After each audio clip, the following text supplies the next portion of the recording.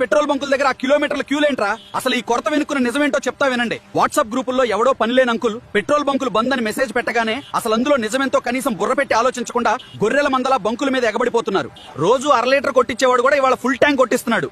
అది చాలక క్యాన్లు, పాత థమ్స్అప్ బాటిల్స్ పట్టుకొచ్చి నెలకు సరిపడా నన్ను మూట కట్టుకుపోతున్నారు. అసలు విషయం ఏంటంటే ఇంటర్నేషనల్ మార్కెట్ లోన డిమాండ్ పెరిగి క్రూడ్ ఆయిల్ రేట్లు మండిపోతున్నాయి. ఆయిల్ కంపెనీలు వాళ్ళకి లాసులు వస్తున్నాయని సప్లై కొంచెం కంట్రోల్ చేశారు అంతే. ఫ్యాక్టరీల ఓనర్లు పబ్లిక్ బంకుల్లో స్టాక్ జురుకుంటున్నారు. దీనికి భయపడిపోయి ఒక్కొక్కడు క్యాన్లు, డ్రమ్ములు, ఆఖరికి ఇంట్లో నీళ్ల బిందులు తెచ్చుకుని బంకుల్లో లేకుండా నన్ను ఎత్తుకుపోతుండా.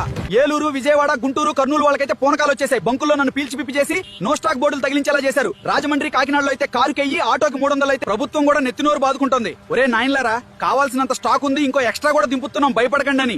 అయినా మీకు చెవిటివాడి ముందు శంఖం ఊదినట్టే ఉందట్రా. సోషల్ మీడియా పుకార్లు నమ్మి థమ్స్అప్ బాటిల్స్, పిల్లల పాల డబ్బాల్లో నన్ను దాచే కక్కుర్తి ఆపండ్రా. మీరు నెలకు సరిపడా ఎత్తుకుపోవడం వల్లే బంకుల్లో స్టాక్ అయిపోయింది తప్ప దేశంలో నా కొరత లేదా? నువ్వు బాధ్యత గల తెలుగువాడివైతే ఈ పుకార్ల ప్యానిక్ కాపడానికి వీడియోని మీ వాళ్ళకి షేర్ చేయి.